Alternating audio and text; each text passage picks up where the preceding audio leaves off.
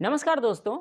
आज 1857 की क्रांति के महाविद्रोह की प्रकृति के बारे में मैं आपको बताने वाला हूं। ये जो 1857 की क्रांति हुई थी, इसके प्रकृति को हम लोग 3 भागों में समझेंगे और मैं आज आप लोगों को पहला भाग बताने वाला हूं कि क्या 1857 की क्रांति सामंतों का विद्रोह था। लेकिन आपको मैं ये बताना चाहता हूं कि 1857 की क्रांति के समय जो समय चल रहा था, उस समय लोगों के अंदर में राष्ट्रीयता की भावना नहीं थी, यानी जो देश प्रेम की भावना होनी चाहिए वो भावना लोगों में नहीं थी। जिसके कारण क्या हुआ कि 1857 की क्रांति में हम लोग जैसा कि देखते हैं कि झांसी की रानी लक्ष्मीबाई वो अंग्रेजों के विरुद्ध में उठ खड़ी हुई थी, लड़ाई लड़ रही थी।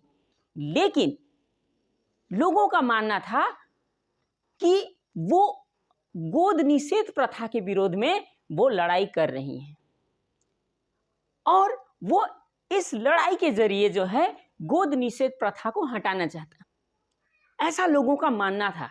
वहीं पर जो नाना साहब थे, नाना साहब उन्होंने भी जो है अंग्रेजों के विरोध में लड़ाई किया और अंग्रेजों के विरोध में लड़ाई करते हुए वो कर रहे थे लड़ाई।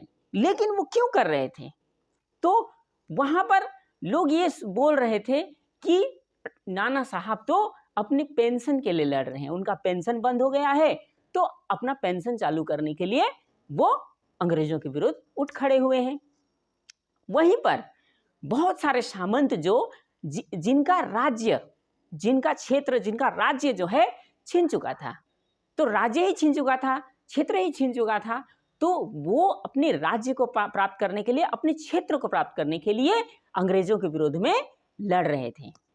तो इस तरह से लोगों का भावना जो था इस तरह का बन गया था। तो लोगों में जो देश प्रेम की भावना जो है वो दिखाई नहीं दे रही थी। तो झांसी की रानी, नाना साहब और सामंत जो अंग्रेजों के विरुद्ध में लड़ाई कर रहे थे, वो लड़ाई तो कर रहे थे लेकिन लोग ये सोच रहे थे कि ये अपने लिए लड़ रहे हैं। उनकी 1857 के विद्रोह में वो भाग लिए हैं, उनका अपना स्वार्थ है।